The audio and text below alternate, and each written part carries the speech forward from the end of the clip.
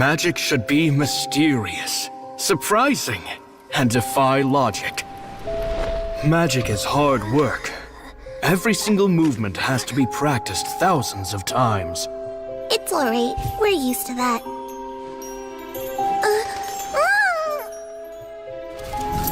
We're sorry. You've taught us so much, but we can't tell you the whole truth. It's okay.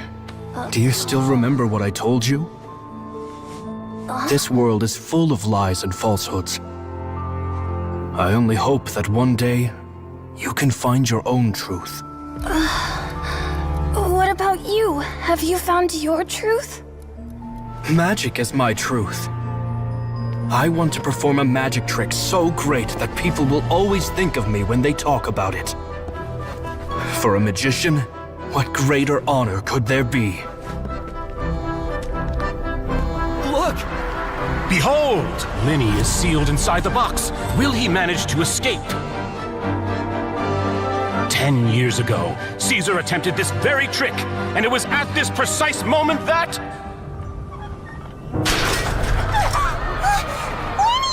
Watch out!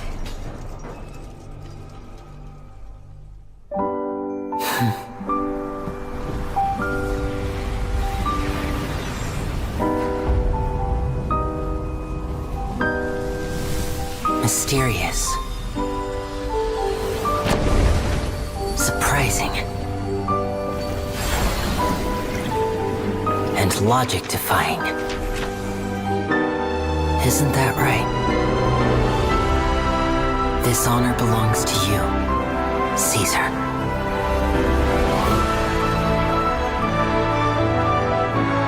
I'm just sorry it's a little late. A magician's greatest skill is making things disappear or appear. The possibilities are endless.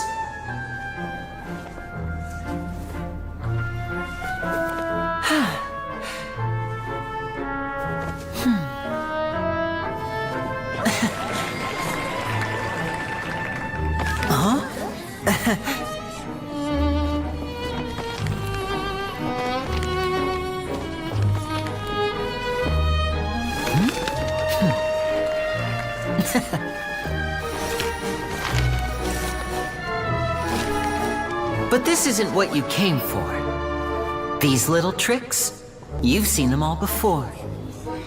So it's time for something truly extraordinary, don't you think? This one's a little tricky.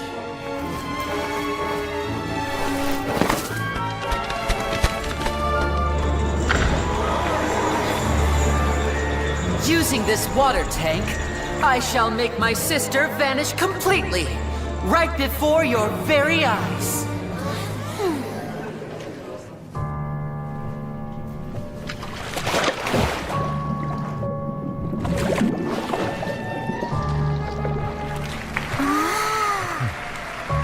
It's actually quite simple.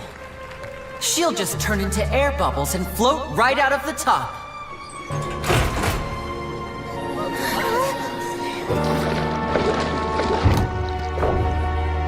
Oh no! I told them to check all the props carefully. With the lid on, even air can't escape. An amateur magician would be getting very nervous right around now. Luckily, it's me on stage, so let me show you what a true virtuoso can do.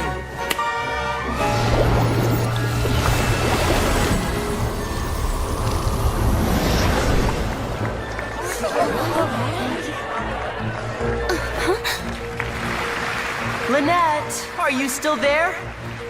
Don't go too far. We don't want to use up all our magic. Hi, I'm back. Uh-huh.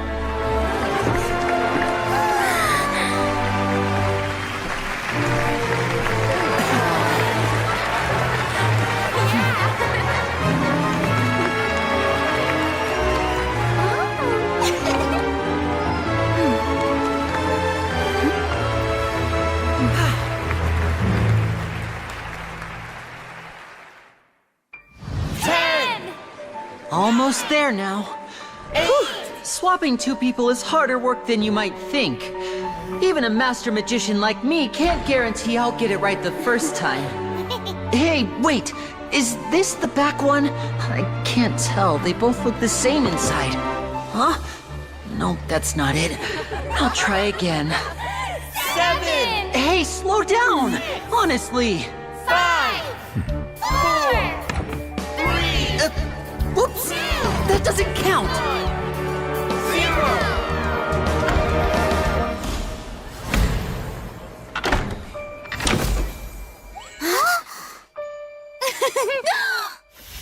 Ta-da!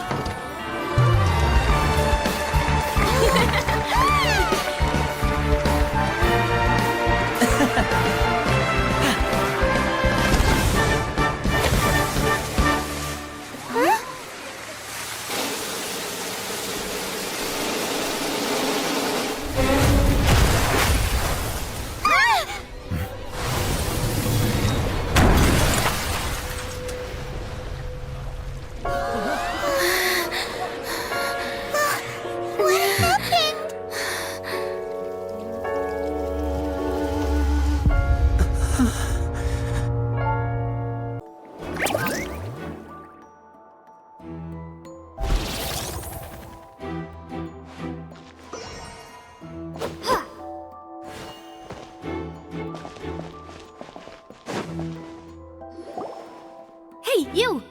Yes, both of you! Over here! I've been keeping an eye on you for a while now. Huh? You mean us?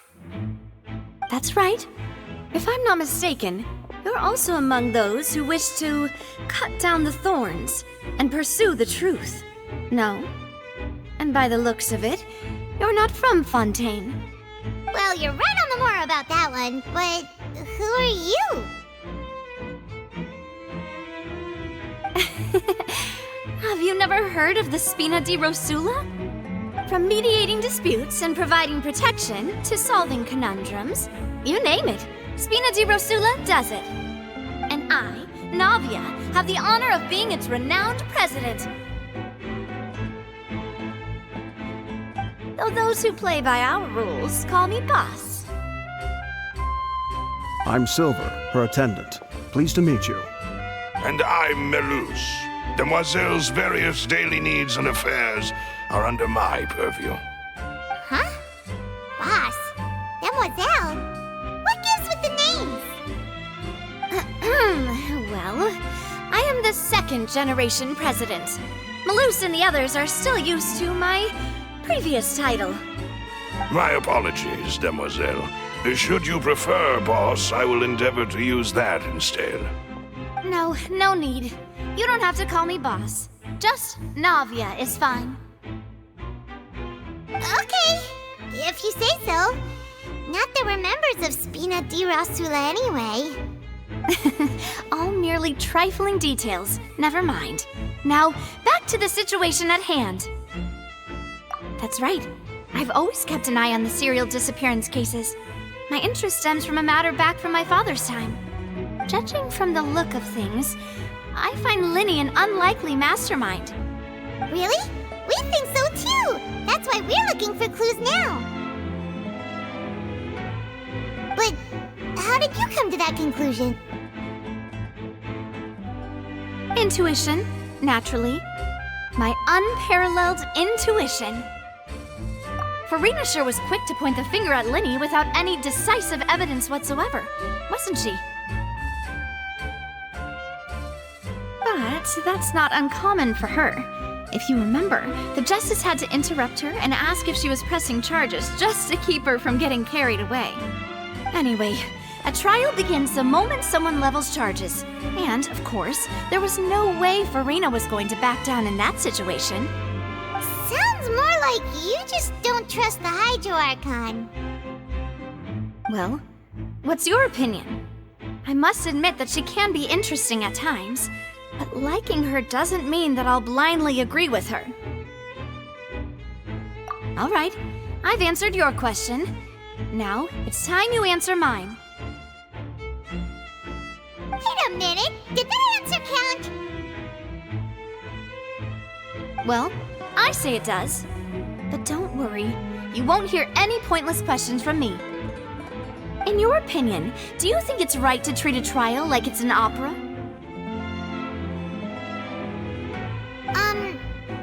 Well? And why would that be? See, Silver and Malus? I told you they'd be different. Most astute of you, demoiselle. I too think that the traveler's response was most excellent. No matter how wonderful the script or how fervent the audience's expectations may be, the trials that go on stage here must be based in fact. And if that can be done, boss, then... All right, that's quite enough, Malus. Anyway, I like your answer. You passed with flying colors. Now, I need to make some preparations, following which our joint investigation shall commence. You two shall be my assistants. Wait! Since when did we become assistants? Oh, well, I can be the assistant. Sure. Or your companion, if you like. I'm really not that fussy. That's more like it. Far be it from me to brag, but I believe that Demoiselle's intuition will be instrumental in uncovering the truth. You wish to save a friend from false accusations, and we wish to unravel the disappearances. In this sense, our goals are aligned. You have a point. You're quite the talker, aren't you, mister? And what about you over there? What do you think? You seem like you've got something on your mind. I have nothing to add. Oh, alrighty then. We'll be making some preparations first. Just be sure to let us know if they start revealing Linny's tricks. Thanks!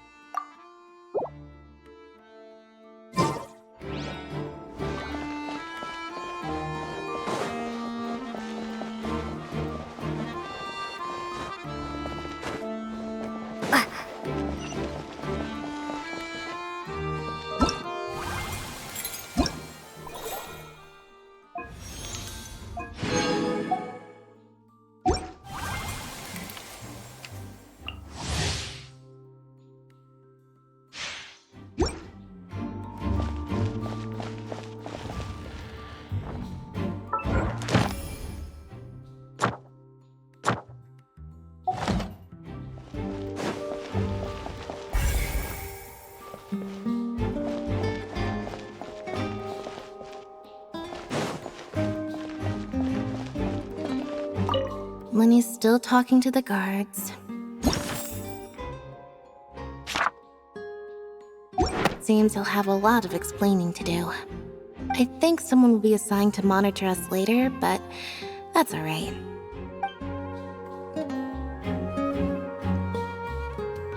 Lenny's still talking to the guards. I think someone will be assigned.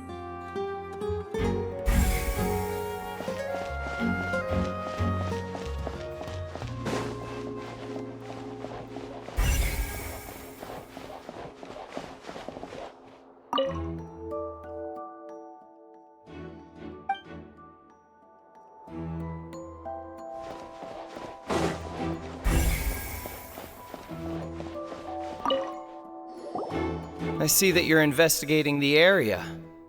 Well, it just so happens that I'm interested too. If you find any new and interesting leads, be sure to share them with me, alright? We don't have too many thoughts yet.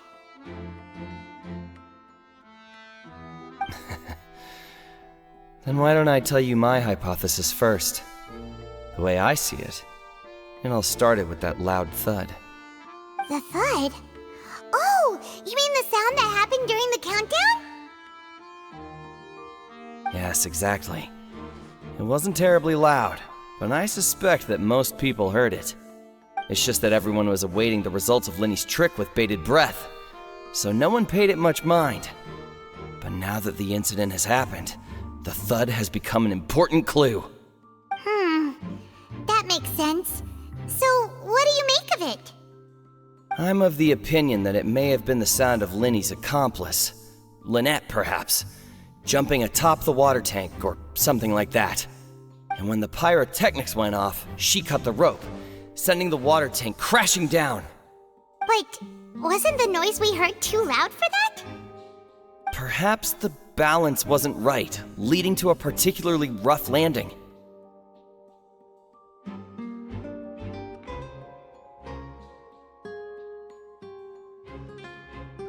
Oh, that's true.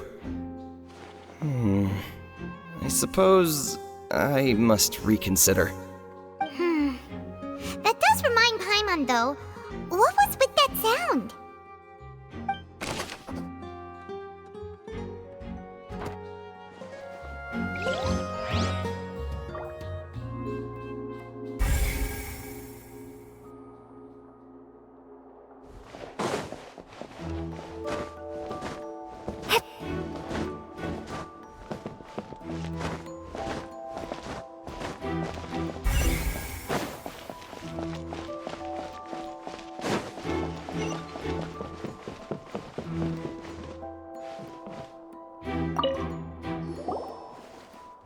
The investigation team has some new findings. Turns out there's an issue with the random number selector after all. See, I told you. What if the machine picked some big guy's seat? You think the murderer would have still made his move then? Sorry to interrupt, but we're helping Linny and Lynette with their side of the investigation. What were you saying about the number selector? There's something wrong with it? You're trying to help them? That'll be a tall order. Linny used the machine to pick a random member of the audience during his performance, right? The lucky girl that later disappeared. Well, we thought there might be a serious problem with the machine, so we had it taken away for further inspection. It turns out that the seat number it picked wasn't random at all. The machine picks that same number every time. I'm sure you already know that you have to make a reservation in advance to get a seat, regardless of whether it's a trial or some performance. In other words, Linny knew who would be sitting where from the very beginning. That much checks out. Linny reserved our seats for us, too. Bet you see why I was saying it'd be tough to make a case for Linny.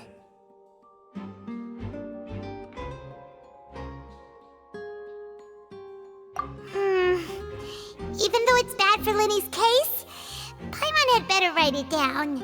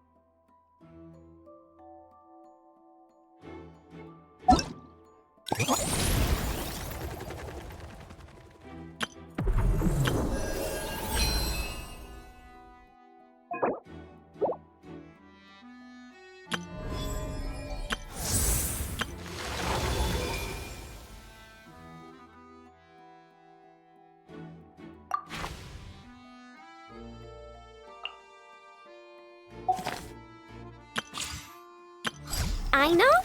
Present.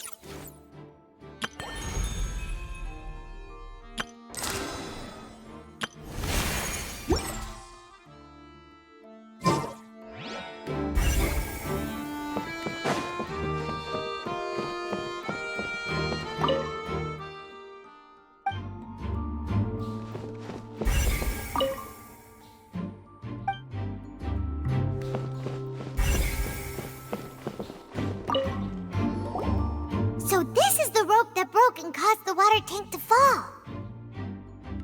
The rope looks pretty durable. How can it be burned through so quickly by fireworks?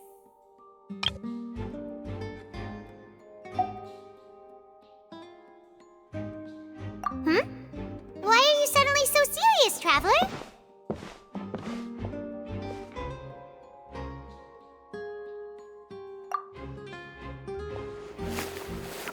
Whoa! Look! This bit is made from different material!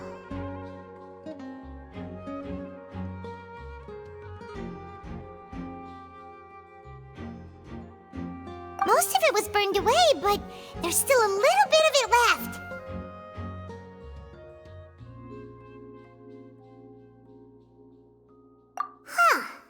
So if a rope meant to hold something was made with that kind of material in it, then that means... Wait, why don't you write all this down? Let's take notes.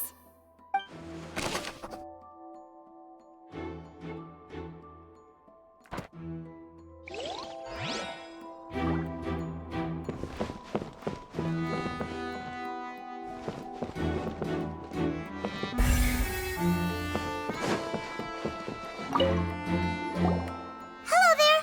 What are you investigating? Oh, this location has also been cordoned off because the Magic Troop members are currently considered prime suspects. The investigation team is still collecting evidence. The seats were all booked in advance, so we were able to deduce the missing woman's identity by checking the guest list.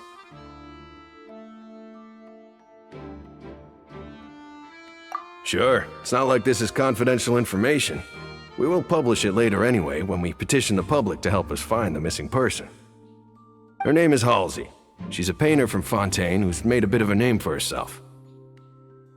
Apparently, she wasn't a regular at the Opera House, but she'd been feeling some pressure with her work lately, which made her decide to come see the magic show. The Magic Troop members all claim not to know her, and we have looked into her social connections. It seems that she has no personal grievances or conflicts of interest with the suspects. Simply put, she wasn't related to the Magic Troop at all, which matches the features of the previous serial disappearances. Were the victims of previous cases also chosen at random? That's how it seems to us, in any case. Apart from the fact that they were all young women of around the same age range, there really weren't any other connections between them. Okay then.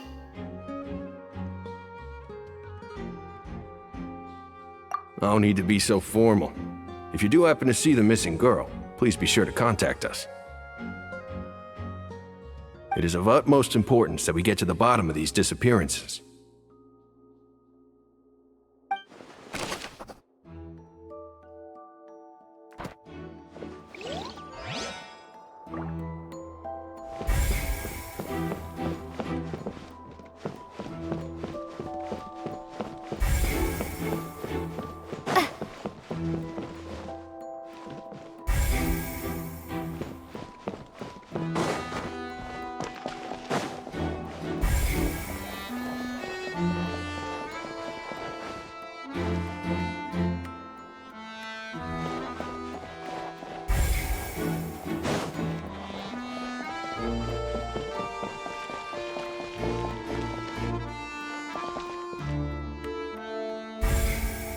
Lenny's still talking to the guards. I think someone will be assigned.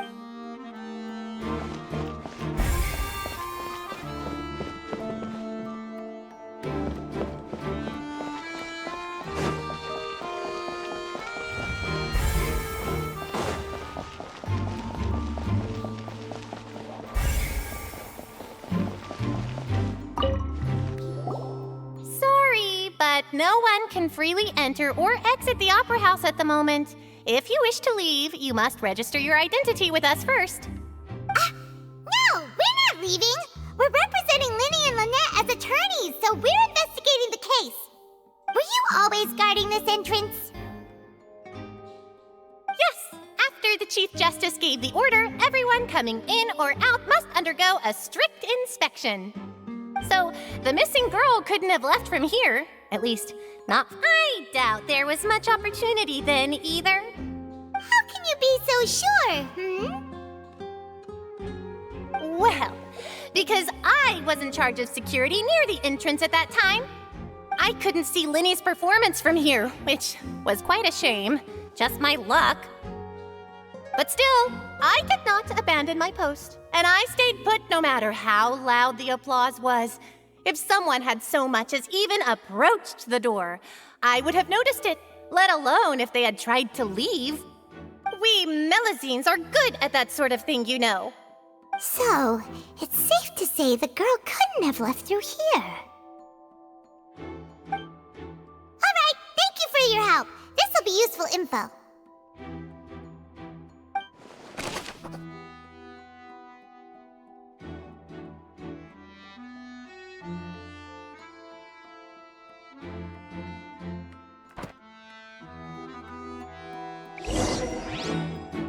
We've checked everything of note here at the performance venue. Paimon wonders how Linny's discussion with the guards is going. Let's go see, shall we? Ooh, things are getting interesting, huh? We're about to see how magic is made.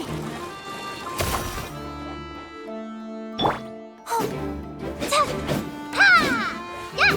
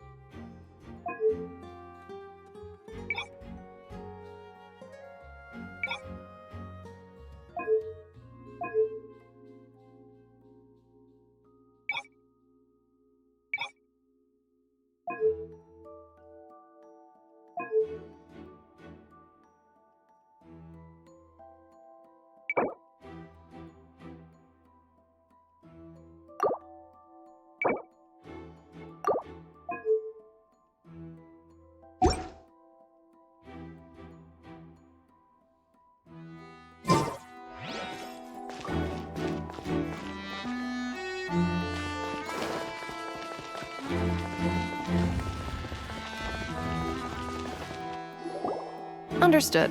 Then I will be going with you. Just so you're aware, I will be monitoring your actions and making notes as necessary. Very good. Thanks for being so agreeable. I'd pull a rose out of my hat as a gift for you if I could. You may spare the pleasantries. I'm just doing my job. You've arrived. Who's this? Me? I'm Spina di Rosula's guardian angel. If you've got a problem, I've got the firepower. Sorry, I got a little carried away there. Call me Navia. I'm a partner of theirs, and will be helping investigate this whole situation. And these are my companions. Would you mind if they join as well? Fine by me. Oh, new helpers? I would be most grateful. Well, let's just say we're tagging along. It's not every day you get to see the secrets behind magic performed on such a large scale. I appreciate your kind interest. Come with me. We'll be heading below stage.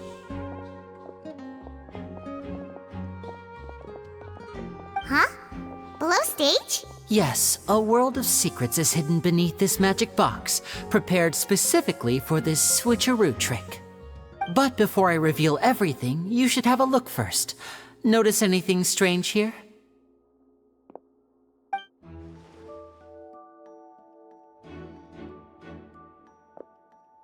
I'm not trying to be dramatic. Remembering the details of a trick will help you understand the methods used to perform it more easily. Weren't there balloons and other decorations here? Where did all that go? Ah, good eye. That said, you're still far from discovering the answer.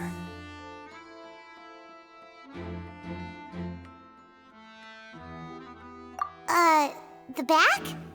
You mean the inside of the door? What's different about it? Paimon didn't notice anything.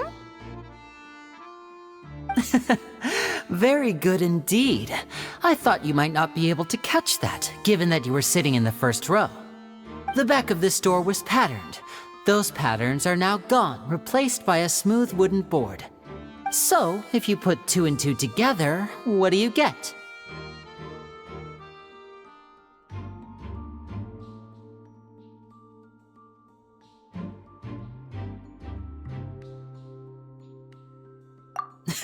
Exactly. All right, let's go. I'll tell you how it works as we head down.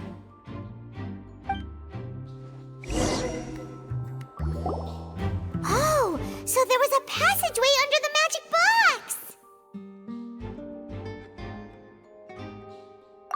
box! I knew you'd figure out most of it as soon as you saw this place. The 2 magic boxes are positioned right above the 2 entrances of the tunnel. See this flatbed trolley?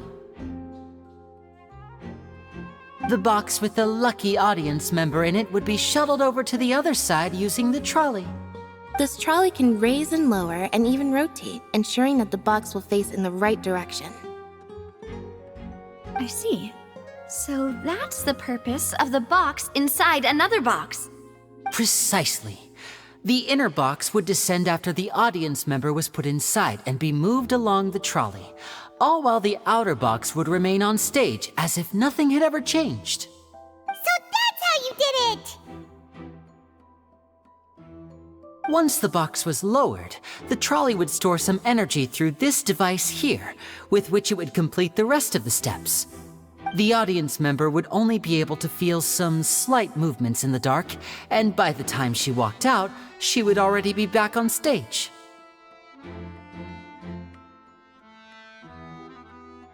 Right! You were talking that whole time, and you even came out for a moment near the end! Ah, yes. A phonograph operated by Lynette was used to achieve that effect. My assistant and I had already scripted our conversation beforehand. When the countdown began, I had already gone to the opposite box via a tunnel using that ladder. And what about Lynette? Where was she? I was in the mezzanine space in the back of the box. Oh, interesting!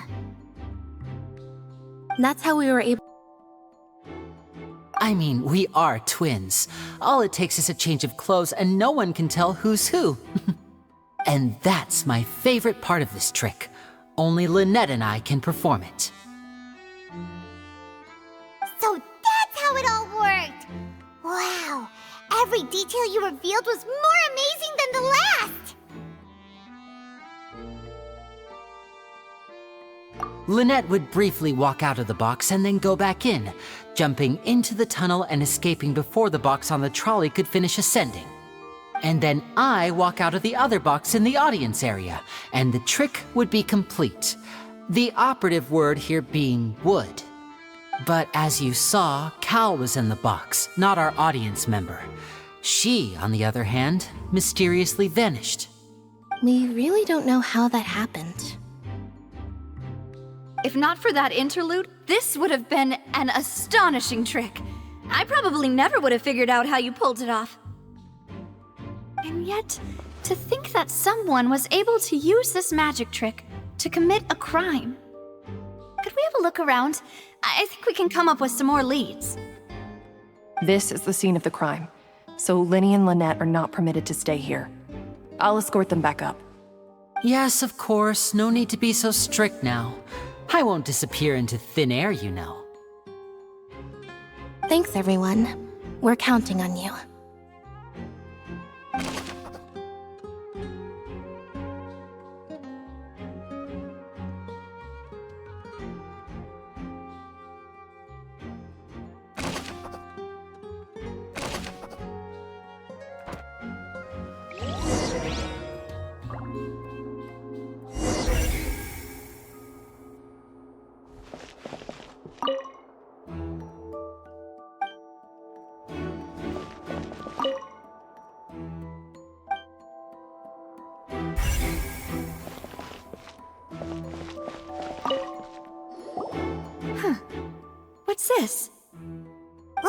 a hook tied to the end of a rope.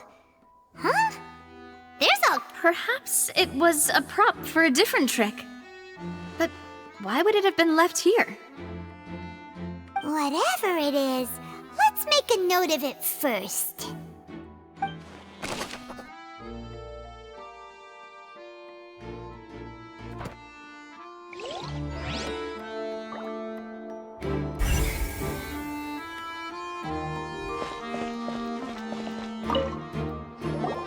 The floor is wet. Please be careful not to slip. Speaking of which, why would there be water here? Oh, Paimon knows! It's one of those tricks where you pour water into a jug and then flip the jug over only for the water to disappear? And here's a broken vase. Huh. Did the trolley knock it down while moving? That can't be. The trolley moves along tracks from start to finish. It couldn't have hit the vase at this distance. Let's note this down too and think about it later.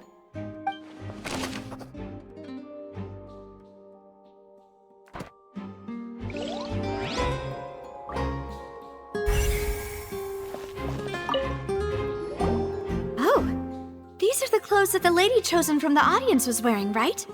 Her clothes are here, but she's nowhere to be found.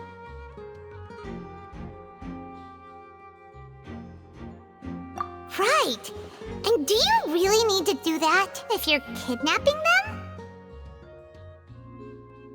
Ugh, this is so confusing. Paimon doesn't want to be a detective anymore.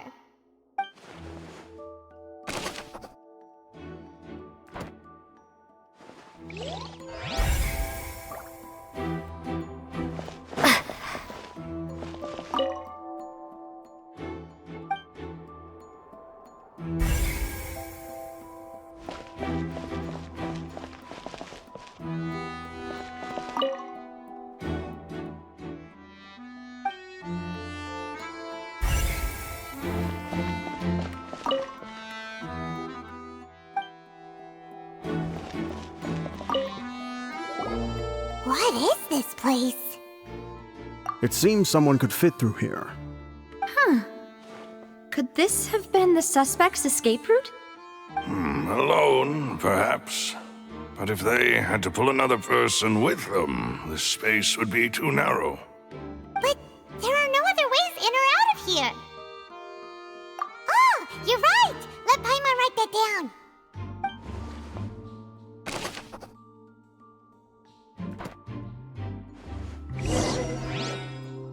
Seems we're just about done investigating down here. Yes, let's head back up.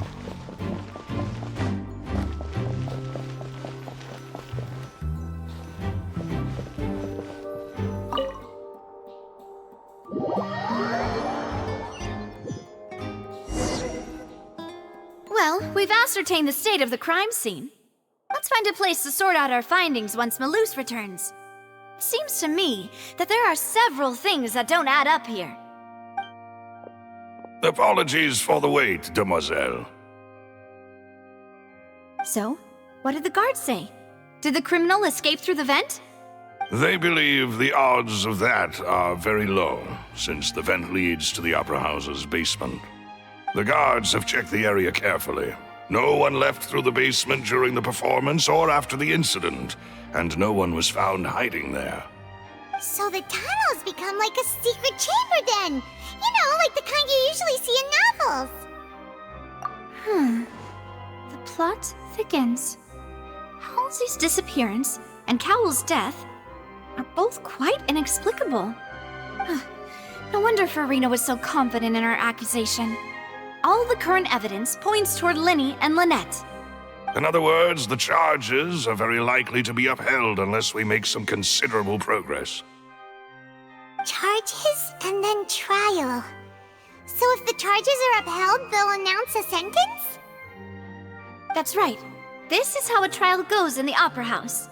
During the proceedings, the Chief Justice and the Oratrice will hear statements from both sides. That's right. This is how indemnitium is produced. The statements from both sides, the defenses from attorneys, witness testimonies, and even the audience's emotions will all be projected on the oratrice. To put it simply, it's as if the oratrice has its own will, and is a judge in its own right.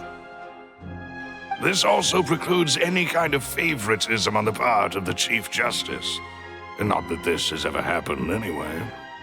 Once both sides have finished speaking, the Chief Justice will make his final decision.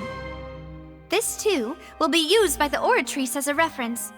Then, finally, the oratrice will be consulted by officials. The result it returns is the will of justice itself. Huh? So that machine is the one that actually decides? Paimon thought Neverlet called the shots. In practice, there is very little difference. Both have always come to the same judgment, which is why people have great faith in the Chief Justice. Ah, yes, the guards also asked me to convey that none of us will be allowed to leave this place before the trial. Huh? Why? Because we've chosen to act as the twins' proxies. That makes us persons related to the case. They're concerned that we might be colluding with outside parties, or that we might find outside help to disrupt the case. And even if that were not so, it could prove problematic if we happen to spread key information about the case ahead of time. I'm ready to break out at any time. Whoa, whoa! There's no need for that! Paimon thinks they have a point! That said, are they providing food? Of course. I just hope you don't mind the lack of options. I'm afraid that catering to all tastes is not in the cards, nor is any guarantee of balanced nutrition.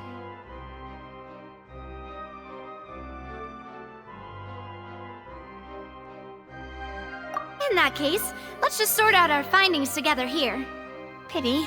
I was hoping to take you to try some of Fontaine's famous desserts, too. I mean, what better way to properly think through our findings than over some tea and sweets? Huh. Breaking out suddenly doesn't seem like such a bad idea after all.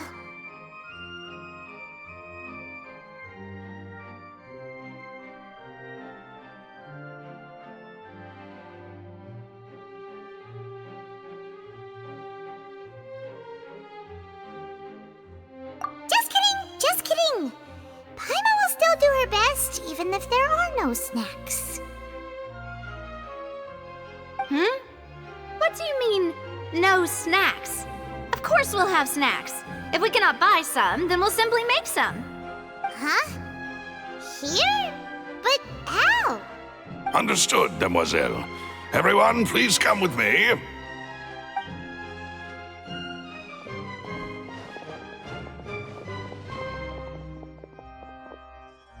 Wait, you're carrying a portable stove with you? Yes, I must be prepared to meet the Demoiselle's baking needs whenever the fancy strikes her.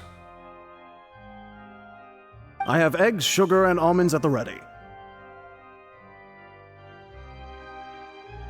Good work, you two. Then I'll get to it. Please sit tight for a moment. You'll get to taste my awesome snacks soon enough. These three are quite the interesting group.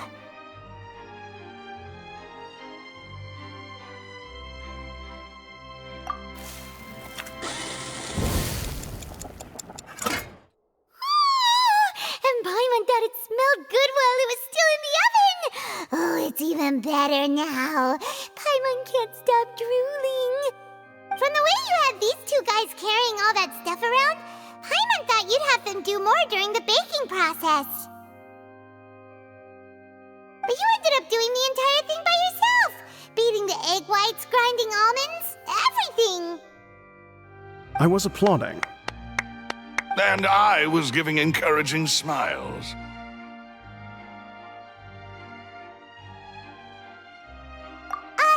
Paimon was just thinking, aren't you worried about getting your fancy dress dirty beating egg whites and baking like this? Well, I don't think it's carved in stone anywhere that fancy ladies can only read books, sip tea, ride horses, and play the piano. I just really enjoy making snacks. Don't underestimate beating egg weights, by the way. It's a real arm workout. You also need to beat them to just the right consistency, or your macarons will crack. Anyway, give these a try, fresh out of the oven. There's 3 for each of us. Only 3? Well, eating too many sweet treats might send all that sugar to your head. You wouldn't be able to think clearly about the case on a sugar rush, would you? Tea is ready to be served as well. This is Demoiselle's favorite, strong black tea with a floral fragrance that clears the mind and lifts the spirit.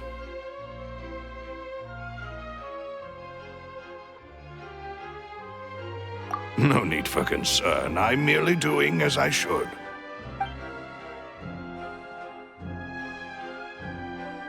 All right then. Down to business. As Paimon mentioned previously, the tunnel seems to be something of a secret chamber.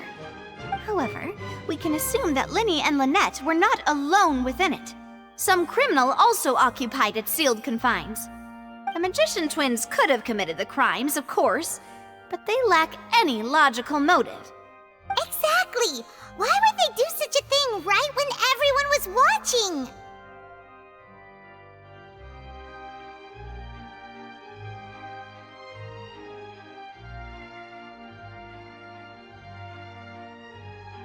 The flower vase and the thud we heard during the performance could indicate some altercation between Halsey and the criminal in the tunnel, resulting in the shattering of the vase, the discarding of her clothes, and her abduction. Perhaps the criminal thought that since she was chosen from the crowd, she would be too easy to identify if she was still wearing the same clothes. Paimon thinks that makes sense, but the real trouble is...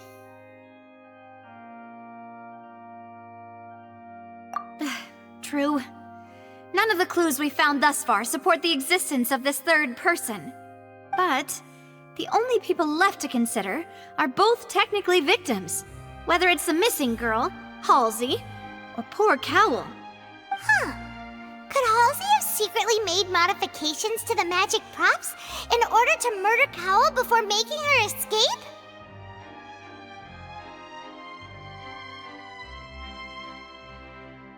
That's right. And even if she had tampered with the setup, she would need to understand the entire trick to pull it off. Nor does she have any motive. The guard said that she has never had any dealings with the Magic Troop's members. Were we not thorough enough in our search? From the sound of things, this is turning into an impossible case. Your macarons are amazing though, Navia. They smell great! They're nice and crisp and super sweet! They are my specialty after all. And I see you've already had 5 of them. What? 5? Oh, that can't be right. Paimon only counted 3, honest! Please don't worry about it. At my age, a few less sweets might actually be a good thing. No. Being greedy is one thing, but Paimon knows how to count. Besides, Paimon knows that if she ate too many, then others wouldn't have enough.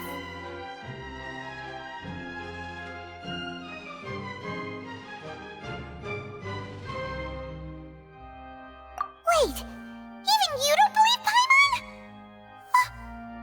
How could you? If Paimon ate those 2 extra macarons, then may they turn into stone in her stomach!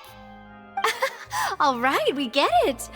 Well, I suppose one of us might have gotten too engrossed in our chat and eaten them by mistake. No big deal.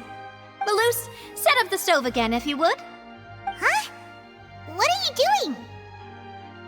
Making sure everyone gets 3 macarons, of course.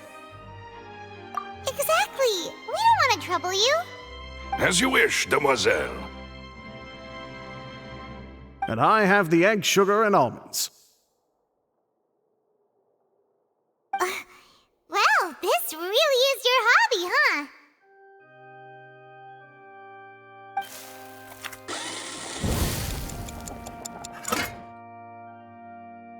Well, that's it for snack time.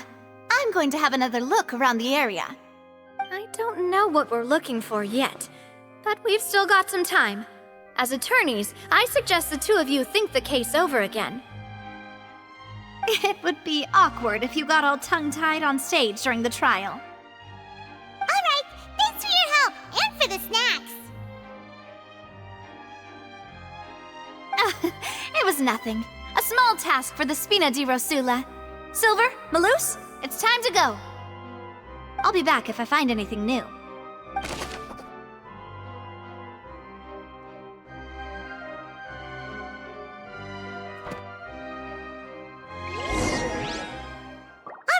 It's time to put our heads together. We've got to get...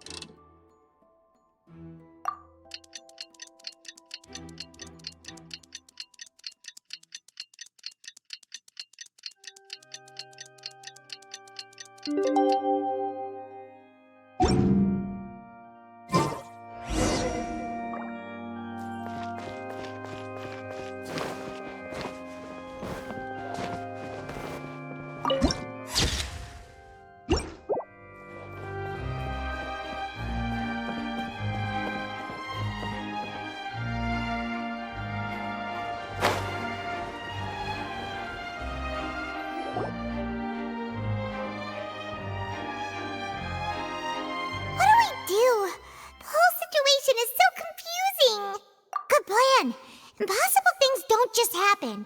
We'll get to the truth one way or another. Just relax. Even if everyone else suspects Lenny and Lynette, at least we will be supporting them from the stands. Besides, I doubt Farina understands any more about what happened than we do. Thanks, Navia. Well, we'll be going then. Best of luck to you.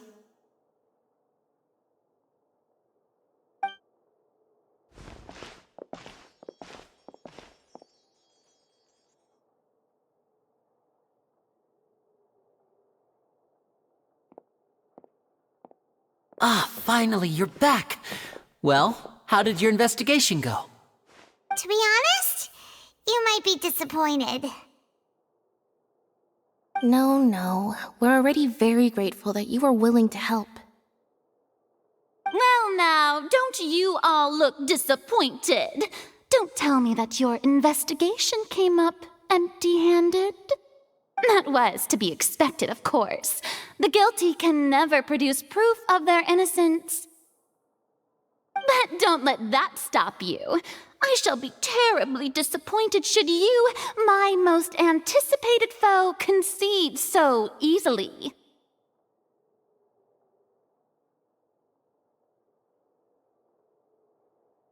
Since both parties are present, I declare that the trial regarding the magic show incident is now in session.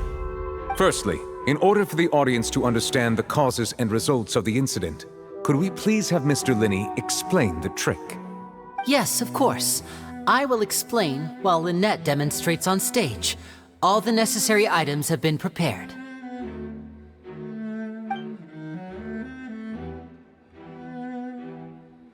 Thank you, Mr. Linney. In that case, I take your statement to be that you ran to and remained hidden within the magic box in the audience stands once the trick began, and thus could not have committed the crime. Is this correct? Yes, that's correct, Your Honor. In that case, I call upon the prosecution. Lady Farina, do you wish to refute his statement in any way? Why, of course I do. Allow me to take the first shot and break this case wide open. Mr. Linney is clearly lying. There is no way you could have been in the box the whole time if you were to abduct Halsey and murder Cowell. In fact, I'd say you were hardly in that tunnel at all. That is simply your hypothesis based on the presumption that I'm guilty. Oh, is that so? And if I may ask, what did you hear while you were inside your box? The roaring countdown of the crowd, of course. That's how I kept track of the time and built anticipation for the finale. And you didn't hear anything else at all? Nothing that might leave an impression of any kind? No, nothing. I see. But when the count reached 30 seconds or so, there was a thud. One so loud that I believe practically everyone heard it. Huh? Hey, hang on! Something's not right here.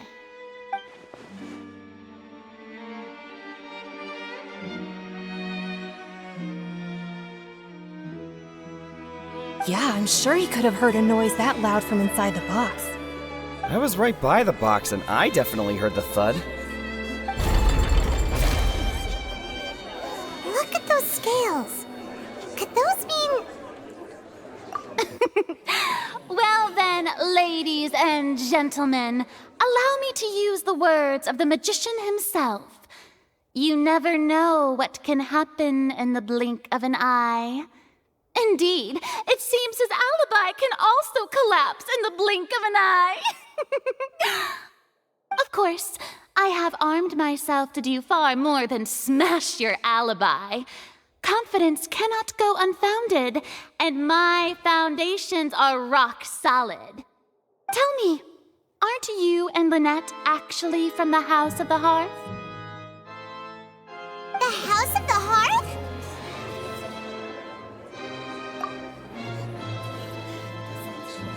No wonder they did something like this. So the serial disappearances were the Fatsui's doing. Now it all makes sense. I've got a feeling that what happened on stage probably wasn't just an accident. That's irrelevant. Our identities have nothing to do with what happened. Indeed. Then perhaps you could tell us everything that happened during that 1 minute. Your first priority is to prove yourself innocent after all. I'm sure there is little that needs to be kept secret now. Unless your script already has holes in it. The Outlander is speechless. My, oh my, don't they look flabbergasted? Now comes the infighting and discord, I suppose. This was almost too easy. Good thing I made all those preparations. Seems the all-nighter I pulled last night is really paying off. Hey, Linny! Why didn't you tell us this before? Order! Order! Mr. Linney, allow me to re-establish the facts. Lady Farina has raised 2 points. First, when the thud was heard in the Opera House, you were neither in the box nor the tunnel. Second, you and Ms. Lynette are both members of the House of the Hearth. Are these claims true?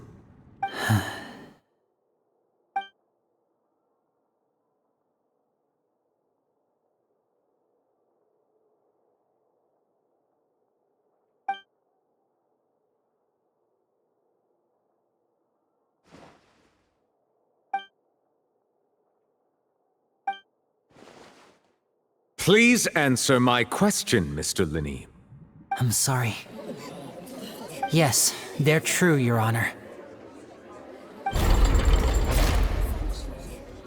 I knew it! Well, that's it. We might as well move on to the sentencing already. What should we do now? Granted.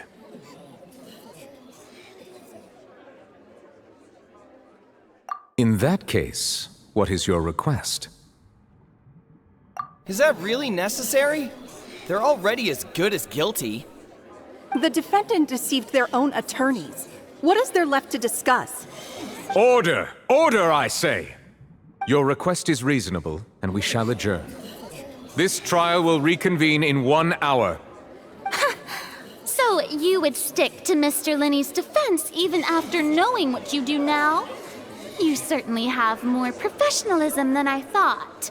In that case, my dear audience, let's allow the joy of victory to steep for a little while longer.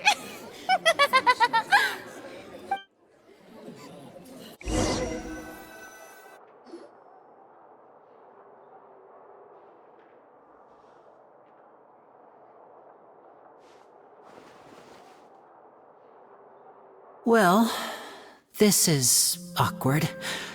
I didn't think the Hydro Archon would dig all that up. I'm sorry, Traveler and Paimon. Yeah, sorry. Paimon doesn't know where to start. We trusted you two. We based our entire reasoning on the assumption that you weren't bad guys. Not to set the wrong tone or anything, but Paimon's really mad! I'm very sorry. I know you're angry, and reasonably so, but please, let me explain. I know you've clashed with the Fatui several times before. I wouldn't be surprised if just hearing the word is enough to make you upset. But our organization is very, very large, and the Harbingers have very different personalities and goals. Right now, we want to save people. As many as we can. That's right. I'm sure we're on the same page when it comes to this nation and the disaster that its people might face. I knew if it weren't for our respective identities, we could become good friends. That's why I didn't wish to flat out lie to you, but chose to hide some details instead. The truth is very important, but being completely transparent about everything would see us spending more effort than we need to.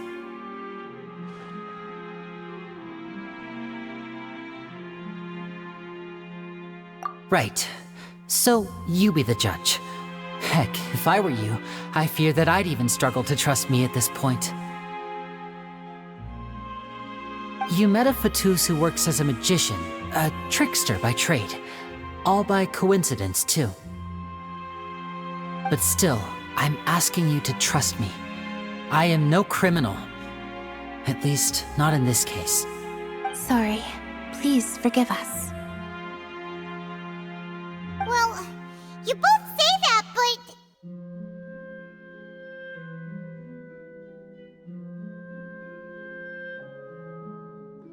Right, let's hear your answer first, and no lies now! Of course. I'll answer any question you ask. We've been trying to find out how the Oratrice operates. We want to know why it has a consciousness. Why can it deliver sentences accurately? During our investigations, we learned that the machine's core is beneath it. From that moment on, Lynette and I have been designing this box swap trick, with the objective of getting close to the core. Is that why you needed a whole minute? That's right. In truth, the audience would take about 75 seconds to count down from 60, while I would only need 15 to get to the opposite box. So, after jumping into the tunnel, I accessed the Opera House basement via the vent, and went to investigate the room in which the core is stored. That air vent was created during the construction of the tunnel specifically to execute this step.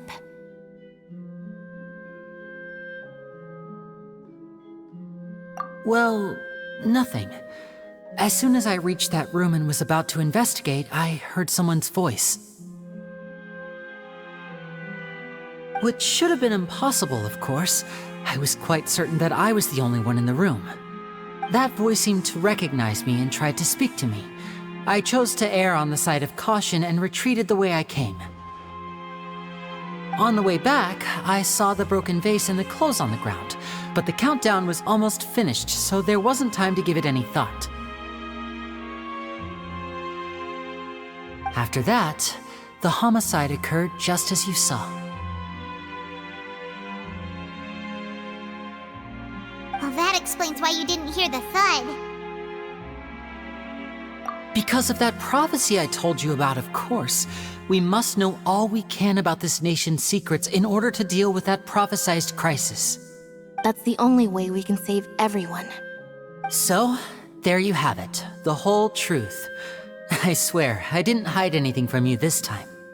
It was never my wish to proceed under this cloud of mistrust either. But like I said earlier, you can be the judge. If you want to leave because you don't trust the Fatui, there's nothing I can do to stop you. Well, Traveler, you decide. Paimon will follow your lead however you choose.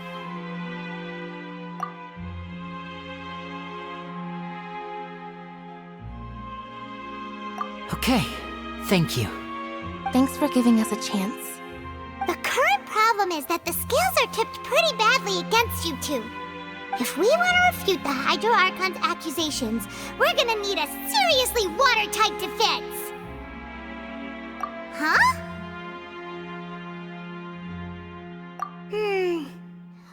Oh, Paimon thinks she gets what you mean.